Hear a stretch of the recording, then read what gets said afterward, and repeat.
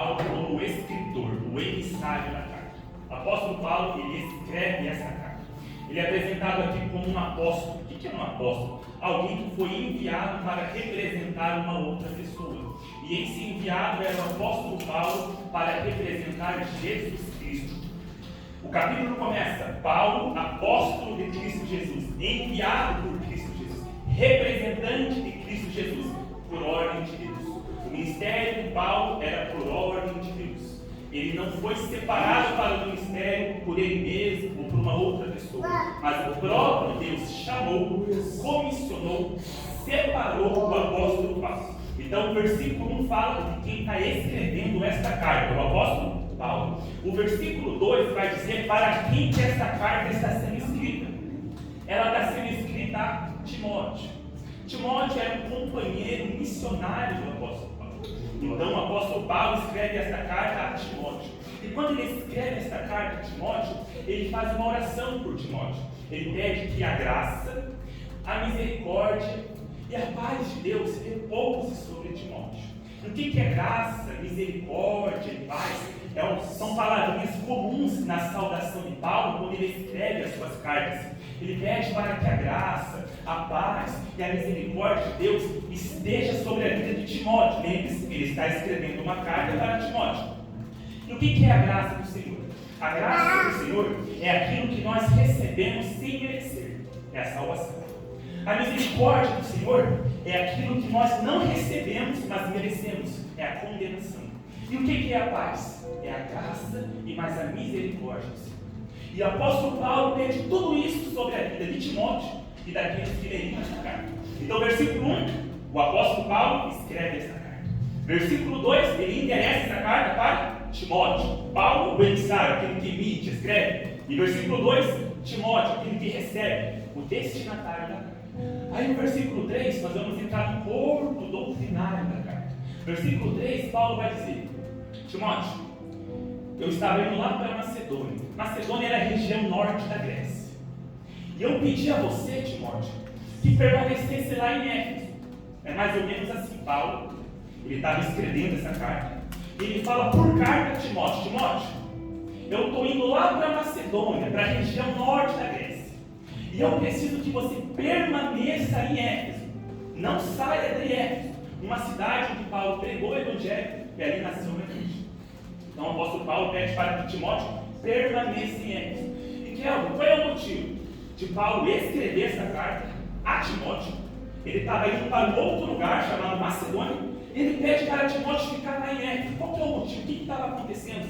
E estava no versículo 3. Pedi a você que ainda permanecesse em Éfeso para admoestar certas pessoas.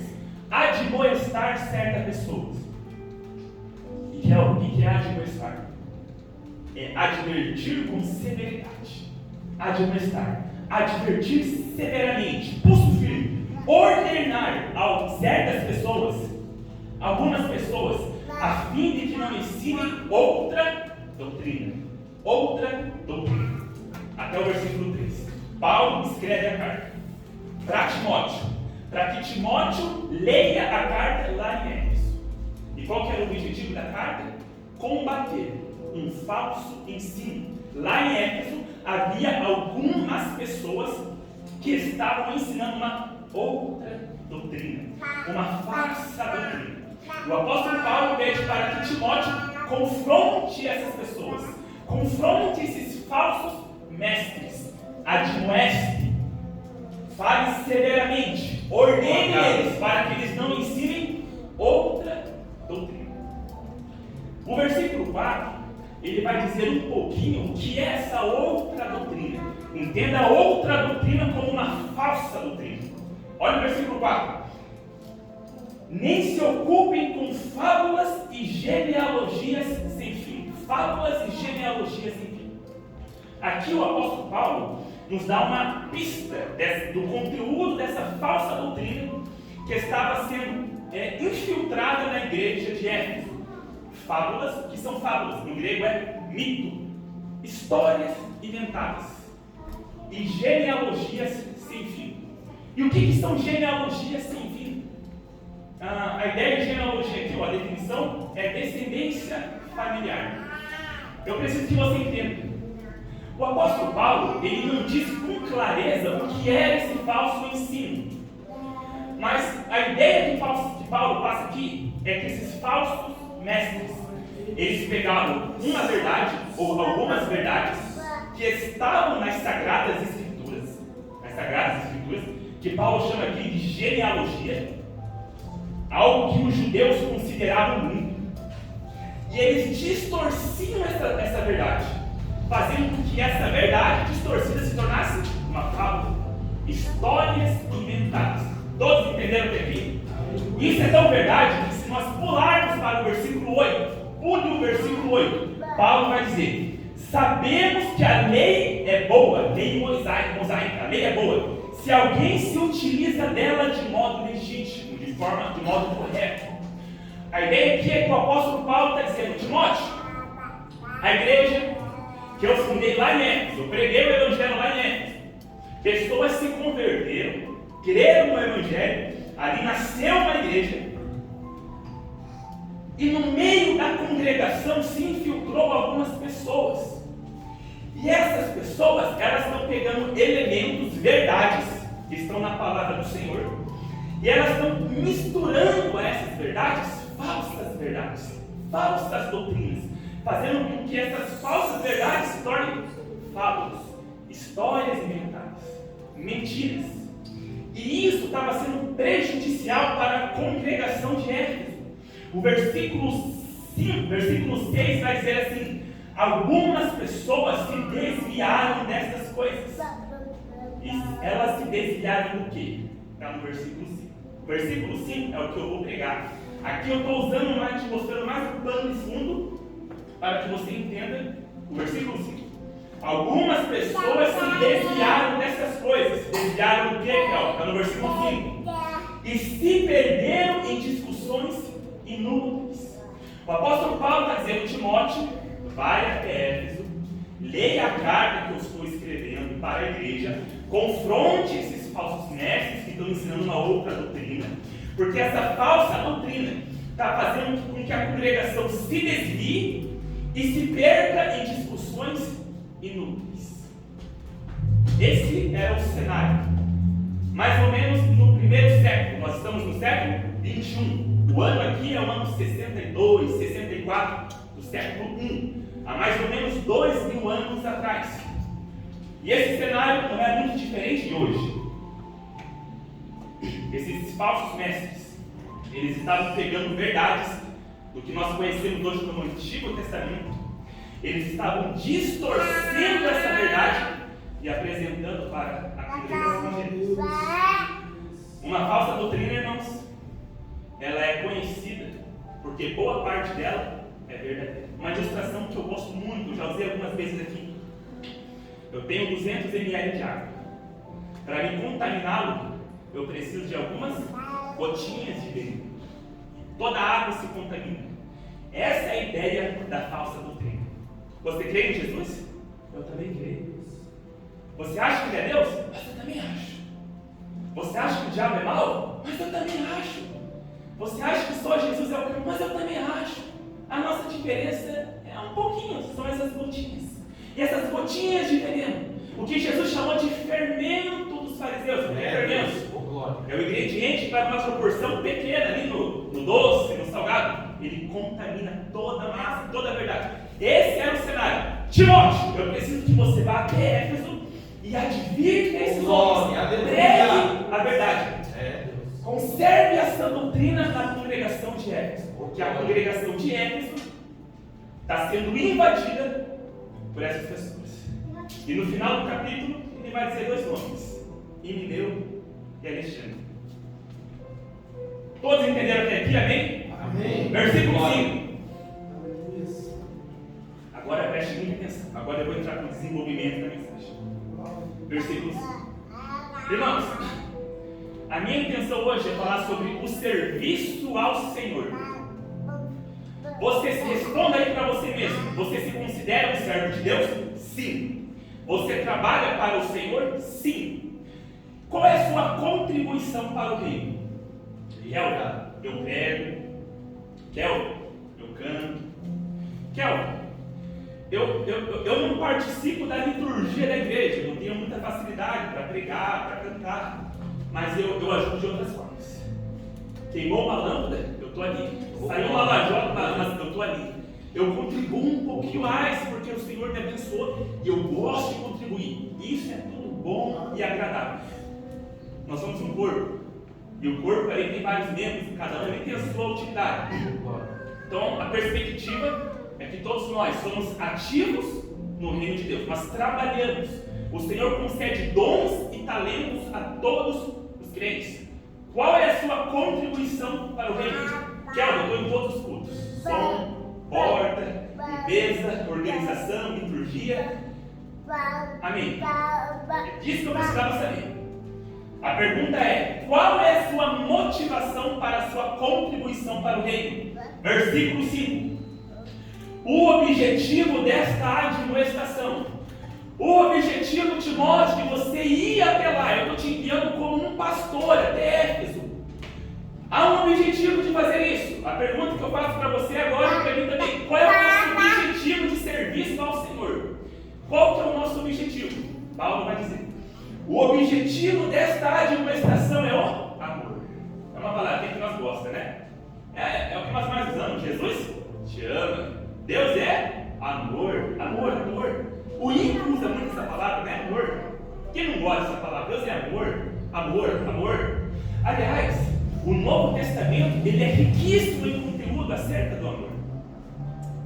A própria lei do Senhor, ela é resumida como amar ao Senhor teu Deus de todo o teu coração, de toda a tua alma, entendimento e com todas as tuas forças, e o seu próximo como a ti mesmo. É o amor. Paulo vai dizer em 1 Coríntios que se nós, 1 Coríntios 13, se nós tivéssemos todos os dons espirituais, mas se não tivéssemos amor, nada adiantaria. O amor é maior que todos eles. E talvez você me diga: Kelvin, eu faço tudo isso por amor. Eu amo, sim. Eu contribuo por amor. Eu dizimo, eu oferto, eu vou para as reuniões, eu trabalho para o reino. É tudo por amor. A pergunta é: o nosso amor em relação ao Senhor, a obra, ele é um amor bíblico? É um amor doutrinário que passa pelo crivo, pelo filtro da palavra? Sim, não ou não sim? Versículo 5, se tiver dúvidas, ele vai sanar todas as nossas dúvidas. Se o nosso amor para o Senhor, se o nosso serviço ao Senhor é um amor verdadeiro. Versículo 5. O objetivo desta admoestação, ou seja, Timóteo, o objetivo de você ir até lá, não é mostrar que você é mais inteligente, mais espiritual, mais intelectual, ou que você tem um cargo, não, é o amor, que procede de um coração puro. Primeira característica de um amor bíblico. Nós estamos muito acostumados com o amor hollywoodiano, né? Das séries, dos filmes, o amor é o quê? É um sentimento. Vamos lá. Amor, coração puro. Primeira avaliação que eu faço: o meu serviço ao Senhor. Você canta? Você prega? Você evangeliza, jejum, oração, campanha? Amém? Mas essa sua contribuição para o reino procede, a sua, a minha, de um coração puro. Mas Kelvin, o que é um coração puro? Oh, glória! O que é um coração puro? Um coração puro. A ideia de coração não é do órgão onde bombeia o sangue. Do órgão. Coração. A ideia é do. Até me perdi do raciocínio aqui. A ideia do coração é da sede dos sentimentos, onde nós encontramos ali sentimentos, vontades, emoções. Um coração puro. Qual que é a ideia de puro? Puro, limpo. Algo que não é sujo. A ideia aqui é um coração que não há pecado. Mas vamos lá, vamos entender isso. Pecado. Nós somos pecadores. Como que eu sei que se o meu coração é puro ou se não é puro? Porque eu peco. E pecamos todos os dias. Nós podemos colocar a cabeça no travesseiro na hora de dormir e dizer assim: Senhor, eu te agradeço, porque hoje eu não pequei. Eu acordei pela manhã, fui trabalhar, e hoje eu não pequei. Nós não podemos, nós pecamos, nós falhamos. Então o que é um coração puro? A ideia de coração puro é um coração que não tem, que não tem pecado, um coração que não está sujo pelo pecado. Preste atenção. No versículo 2, Paulo vai falar sobre graça, misericórdia e paz. O que é graça? Graça é favor e merecido. Graça, favor e merecido. E que favor é esse merecido? É Deus salvando o pecador de uma dívida que ele não pode pagar. Nós aprendemos isso na Santa Ceia, na última ceia. Deus salva o pecador. E a dívida que o pecador tem, que ele não pode pagar, é paga por Cristo Jesus. E o pecador é salvo. Então a graça, ela salva o pecador. Guarde isso. A graça que salva o pecador, ela salva o pecador do poder do pecado e não da presença. Guarde isso, que isso é muito importante. Como assim? O que é ser salvo do poder do pecado e não da presença? Quando Jesus Cristo voltar, nós seremos livres da presença do pecado. Como assim? O pecado não existirá mais. Glória a Deus. O pecado será extinto. É o que Paulo fala: o que é mortal se revestirá da imortalidade. Por que mortal? Algo que prova a morte. A morte não é uma causa natural, mas é uma consequência do pecado. O salário do pecado é morte. Então, quando Cristo voltar, nós teremos esse mesmo corpo, carne e osso, e ele vai se revestir da imortalidade. A morte não existirá mais. O pecado não existirá mais. O que é corruptível, aquilo que se corrompe, que se deteriora, se revestirá da incorruptibilidade. Isso só ocorrerá quando Jesus Cristo voltar. Hoje, nós somos livres do poder do pecado. É o que Paulo fala, que a igreja, fala aos Romanos, para mim e para você: o pecado não terá mais domínio sobre você. O que significa isso? Coração puro. A graça que me salva, ela me livra do poder do pecado. O cristão, ele é tentado. E ele é assediado pelo pecado diariamente. A diferença é que o ímpio, ele é escravo daquele pecado. E o cristão, ele tem domínio sobre aquele pecado, pelo poder do Espírito, porque ele é salvo. Um crente, ele é assediado pela mentira, pela cobiça, pela imoralidade, pelo orgulho. Mas o crente, ele recebe poder do Espírito Santo para aquele pecado não dominado.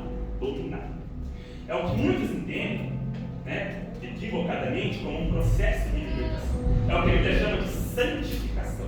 Nós estamos sendo conformados à imagem de Cristo. À medida que obedecemos ao Senhor, nós crescemos em santidade.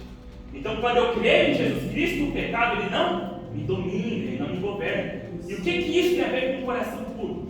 Um coração puro é um coração que não se deixa dominar pelo pecado. O cristão ele é assediado pela cobiça, pela mentira, pela ira, que são setas de Satanás e são características da nossa natureza. Mas quando ele é assediado, ele é tentado, ele recebe o poder do Espírito Santo, aquele pecado não tem domínio sobre ele, e ele preserva o seu coração, o seu coração limpo. Se eu pedir para levantar a mão aqui, quem que se ira? Todos vão levantar. A pergunta é: quando você se ira, normalmente você é dominado pela ira? Irmão Kel, eu sou calminho, mas mexeu com os meus lábios, ou pisou no meu calo, eu não fico quieto não. É dominado pela ira. Iracundo. Kel, eu até respeito o meu ponto e tudo mais, mas quando eu vejo aquela fisionomia, aquela masculina, eu não resisto. Eu cobiço, eu oro, eu não faço nada, eu não toco e não falo, mas o meu coração deseja, eu cobiço mesmo. Ou seja, é tentado e dominado pelo desejo. Isso não é um coração puro. Um coração puro é aquele coração que é assediado, ele é tentado. O pecado bate na porta do coração dele: eu quero entrar e te dominar. Aí o cristão diz: pelo poder do Espírito Santo, você não me domina. E como que o pecado não domina o homem? Não é com palavras de efeito. Sabe que Jesus tem poder? Cara, acredito. Não, meu irmão. É obedecendo, é se submetendo a Cristo. Ele consegue vencer. É um coração.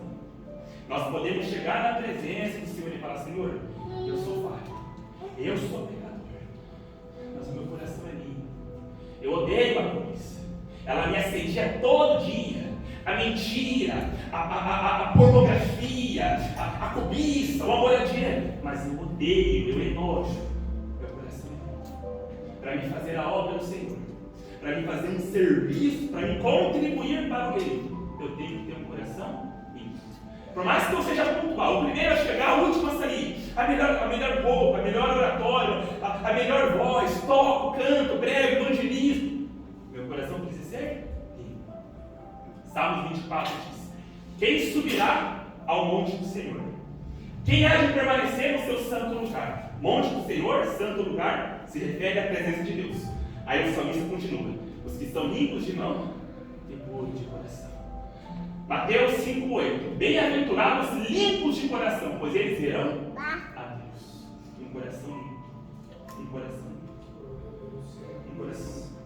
O meu coração, o seu coração é um coração puro? É um coração limpo? Ou é um coração que habita ali o sentimento, a emoção do louvor, do hino, da pregação, mas também a murmuração, a mentira, o orgulho? Ou o nosso coração é puro? Não podemos servir a dois senhores. Oh, glória! Podemos servir a dois senhores. Teu coração é puro? Teu coração é puro? Meu coração é puro? O amor verdadeiro, ele é ao Senhor. Não é evidenciado por palavras, mas primeiro pelo coração puro. Segunda característica, versículo 5: um coração puro e uma boa consciência, ou uma consciência limpa. Então nós já vimos o que é um coração puro, um coração limpo pelo Espírito Santo a cada dia. A segunda característica de um amor verdadeiro e de um serviço fiel ao Senhor é uma consciência boa, uma consciência limpa. Irmão Kel, o que é uma consciência boa? O que é um coração puro até que eu entendi? E o que é uma consciência boa? O que o apóstolo Paulo está dizendo em ter uma consciência boa? Eu estou de boa, vou dormir bem. Não é isso não, meu irmão. O que é uma consciência tranquila? Uma das regrinhas, irmãos, para nós entendermos o texto, é nós entendermos a intenção autoral. Como que eu faço isso? Eu vejo, às vezes, que Paulo repete essa expressão na mesma carta. Aqui ele diz, boa consciência, no versículo 5. Fica meio que obscuro o entendimento. O que quer dizer com boa consciência? Quando eu avanço um pouquinho lá no versículo 18, o apóstolo Paulo fala, versículo 19: mantendo a fé e a boa consciência, porque alguns tendo rejeitado a boa consciência, vieram a naufragar na fé. Peraí, a boa consciência fizeram alguns a naufragar na fé. O que é naufragar? Um barco sai do ponto A para ir no ponto B e no caminho ele afunda. Peraí, Paulo vai citar dois nomes aqui que rejeitaram a boa consciência e naufragaram na fé, desviaram. Então essa boa consciência é uma coisa séria. E o que é essa boa consciência? Essa boa consciência. Versículo 2 do capítulo 4, Paulo vai falar de uma consciência cauterizada. O que é uma consciência cauterizada? É uma consciência insensível ao Espírito. O que Paulo quer dizer com uma consciência boa? Ele faz um contraste análogo, uma comparação. Consciência boa e o contrário, consciência cauterizada. Coração puro, entendemos. Consciência boa é uma consciência sensível à correção do Senhor, pela palavra e pelo Espírito. Preste atenção. Uma consciência sensível à correção do Senhor. O contexto aqui, como eu disse no começo, era falsos mestres que estavam ensinando uma falsa doutrina na igreja de Éfeso. E esses falsos mestres, por mais que eles falassem bem, lá no final do versículo 7, Paulo vai dizer que eles são ousados. Fala bem, fala bonito. Mas eles não tinham um coração. Eles não tinham uma consciência boa. A consciência deles era cauterizada. O que é uma consciência cauterizada? É o contrário de uma consciência boa. Uma consciência que é insensível ao Espírito Santo. Irmãos, a Bíblia cristã, a nossa caminhada, a Bíblia chama de santificação. É o que alguns entendem, com muito respeito, de forma equivocada, processo de libertação. A libertação é uma só, se dá na conversão. A nossa caminhada é um processo de santificação. O que é isso? À medida que obedecemos, nós nos tornamos mais parecidos com Cristo. Mas nós somos falhos, nós pecamos, nós tropeçamos. E a vida, e nós alcançamos essa maturidade cristã quando nós nos submetemos à correção e à avaliação de nós mesmos. Nós refletimos sobre nós mesmos, a nossa conduta, a nossa postura, a nossa atividade, o nosso serviço para o Senhor. Ela coaduna, ela se harmoniza com a palavra do Senhor. Uma boa consciência. Qual que é o seu ofício no corpo de Cristo? Que é o meu canto. O que a Bíblia fala sobre o louvor? Você sabe, você pensa que você sabe o que você sente. Que no meio carismático, pentecostal, é muito comum nós nos alicerçarmos por sentimento e deixamos às vezes a palavra que não traz sentimento em alguns momentos. E aquilo nos causa. E nós deixamos a boa consciência de lado. O que é uma boa consciência? É uma consciência sensível à correção do Senhor. Nós pecamos? Sim ou não? Sim. Nós tropeçamos? Sim ou não? Sim. O problema maior não está no pecar.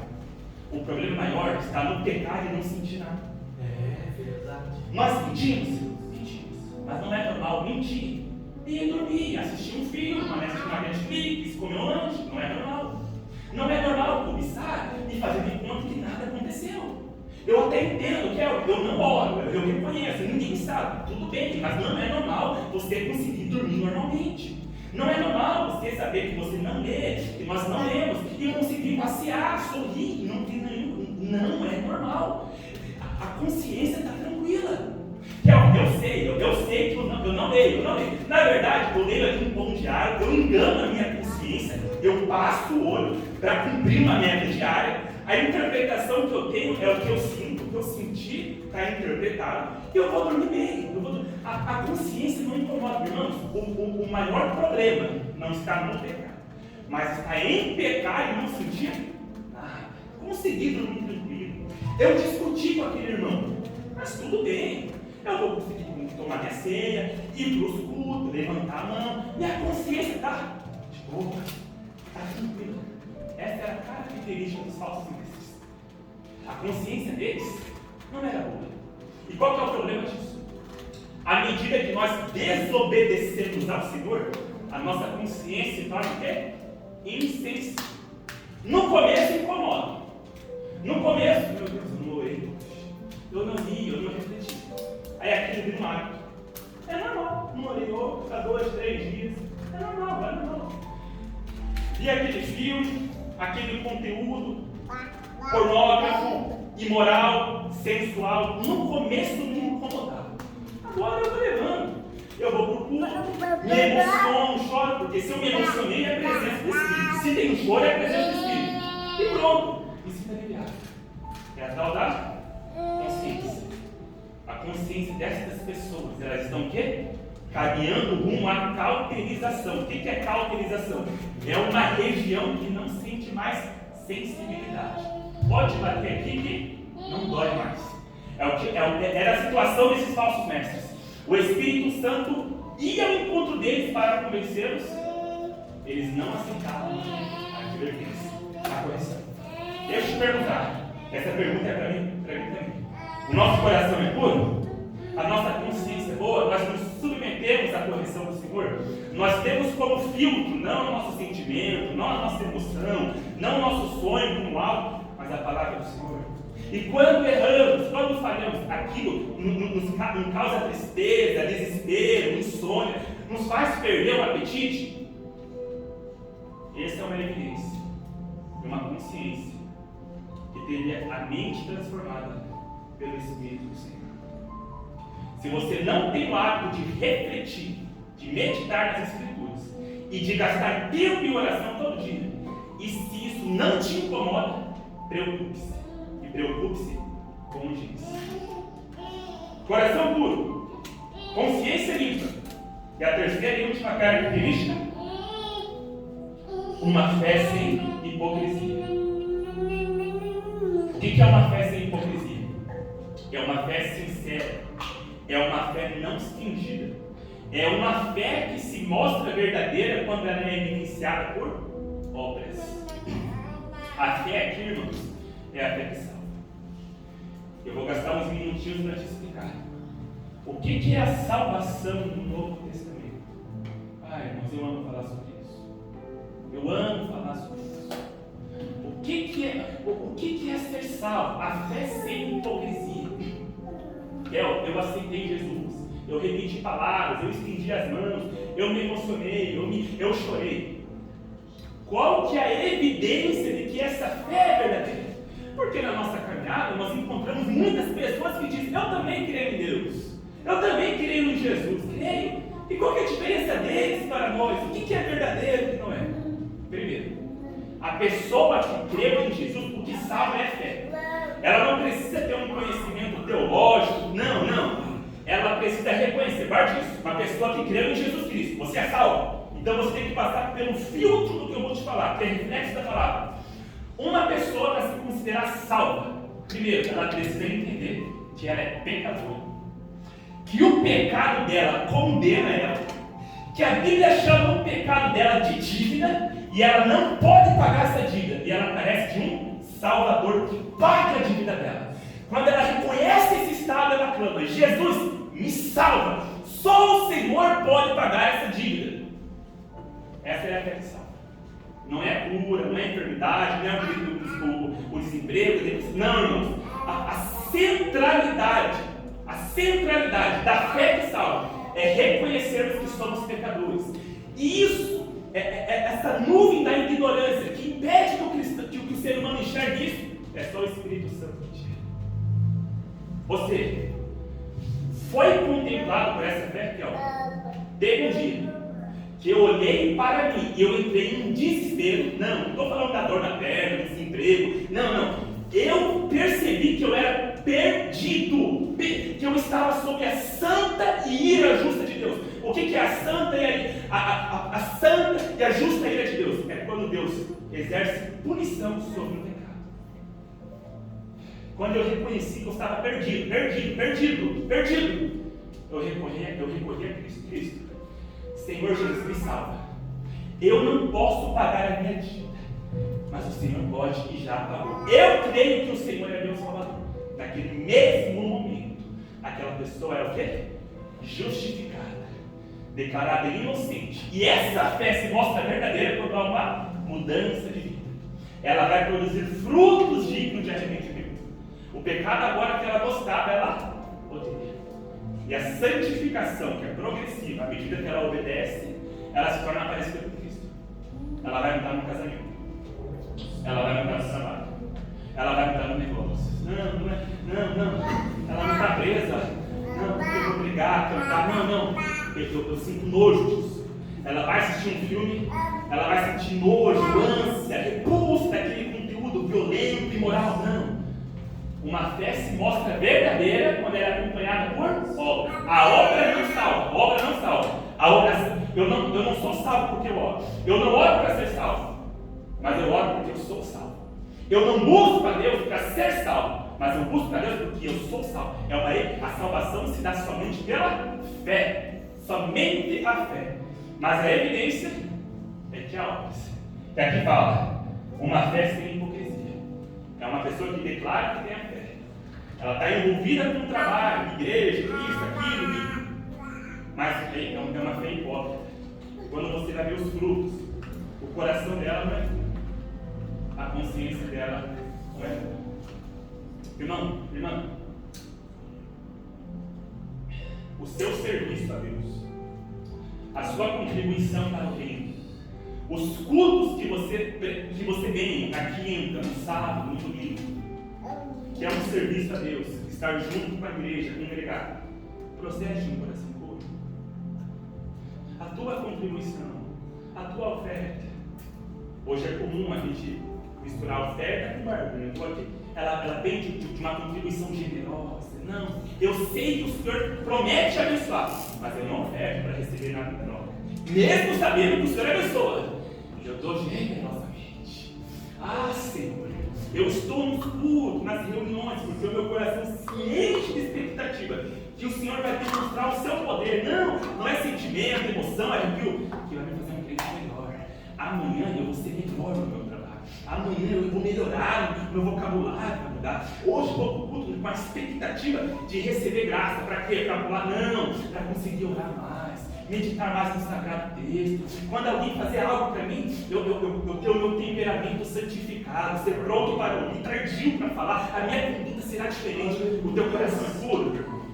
Eu sei que você está em todas as reuniões, sorriso no rosto, línguas, estreios lábios, mas o coração é puro. O coração é puro. A consciência é boa. Você perde o sono, o apetite, você entra em desespero quando você ofende ao Senhor. Ou é normal? É comum. Deitei, tranquilo. Ou será que muitas vezes nós estamos inseridos numa rotina mecânica? Eu vou para o culto, vou lá às 7h30, não sei o que foi pregado, não sei o que foi contado, estou distante, não costumo levar minha vida. E minha consciência não me incomoda. Eu estou bem assim. Nossa consciência é boa, é sensível ao Espírito. E a tua fé, ela é uma fé não fingida? Ela é uma fé que se mostra verdadeira com as obras? Por que a Bíblia fala que nós somos luz? Porque por mais que a porção de luz seja pequenina, ela se destaca. Se a tua contribuição para o reino, ela é evidenciada por um coração puro, uma consciência limpa, uma fé sincera, bem-aventurados sois todos vós, que permaneçamos firmes e confiantes. Paulo fala para Timóteo no final do versículo 18: Timóteo, combata um bom combate, Timóteo. Combata um bom combate. Árdua é a tarefa de Timóteo, meus irmãos. E árdua é a nossa tarefa. A Bíblia fala que à medida que o fim se aproxima, o falso ensino ele aumentaria. Por isso que eu me retorço de indignação interna quando reuniões que nós vemos por aí, que voltam em dons, curas, milagres, e o Evangelho, a sã doutrina, ela não é exposta, ela não é ensinada. O que a Bíblia pede sobre o modelo, sobre um cooperador, sobre o louvor, sobre a postura eclesiástica. Nós precisamos, porque o falso ensino, ele é sorrateiro, ele é pernicioso. O que a serpente falou para Eva lá no jardim? Lembra do cenário? Eva, Adão e a serpente. Foi assim que Deus disse. Ele distorcendo. O que o diabo falou para Jesus no deserto? Ei, mas está escrito, dará ordem. Ele pega a palavra, ele não está preocupado em subir no teu teto, mexer na porta, mexer as panelas. É a tua mente, é o teu coração. Ele quer te confundir, ele quer distorcer. Que possamos se revestir e encontrar nela o nosso prazer, a nossa satisfação. Senhor, concede-nos um coração puro, Senhor.